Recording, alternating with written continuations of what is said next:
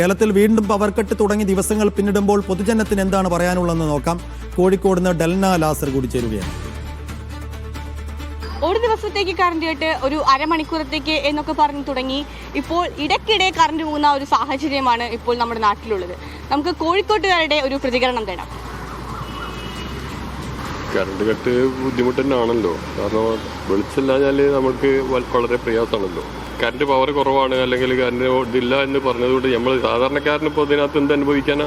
ഓനെന്താ അനുഭവിക്കാന്ന് പറഞ്ഞാൽ ഓനെ സംബന്ധിച്ചിടത്തോളം ഇപ്പോൾ ഇത് കേൾക്കാന്നല്ലാതെ ഓനും ചെയ്യാനില്ലല്ലോ. അപ്പോൾ ഏത് സർക്കാർ വന്നാലും ജനങ്ങളുടെ ഇത്തരം സൗകര്യങ്ങൾക്ക് പ്രാധാന്യം കൊടുക്കുകയാണല്ലോ വേണ്ടത്. അതിനുള്ള വഴികൾ എന്താ വെച്ചാൽ ഗവൺമെൻറ് ആണ് ആ വഴികൾ ഉണ്ടാക്കി വെക്കേണ്ടത്. ഓലാണ് അത് കാണേണ്ടത്. നമ്മൾ സാധാരണക്കാരൻ എന്ത് ചെയ്യാനാ?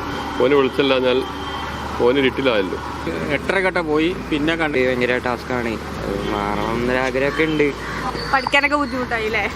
കുറച്ചൊക്കെ ആയിട്ട് കറണ്ട് ഇല്ലാത്തതുകൊണ്ട് അരമണിക്കൂറൊക്കെ ആയിട്ടല്ലേ ഒന്ന് പോകുന്നത്. അപ്പോൾ അതിൻ്റെ ഒരു സീനുണ്ട്. മാറിയാലും ഒക്കെയാണ്. ക്ഷണം തന്നെയാണല്ലോ വ്യവസായത്തിൻ്റെ കാര്യത്തിലൊക്കെ എല്ലാവർക്കും അറിയുന്ന കാര്യമല്ലോ.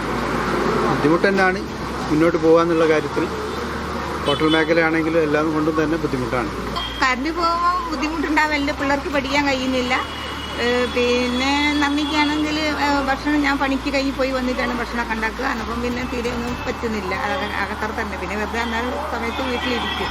ചിലപ്പം ഒരു അരമണിക്കൂർ, ചിലപ്പോൾ 1 മണിക്കൂർ. പിന്നെ നമ്മി പകൽ രാത്രിയിൽ എപ്പോഴും പോയി കൊണ്ട് നിൽക്കുന്നുണ്ട്. മുൻവിധി ഞാൻ പാർക്കട്ട് വരുന്നത് എന്താ വെച്ചാൽ നമ്മൾ ഓർക്കാത്ത ഇതിൽ എന്നെ വിളിച്ചന്വേഷിക്കുമ്പോൾ പോലും പറയും കട്ടാണെന്ന് പറയുന്നത്.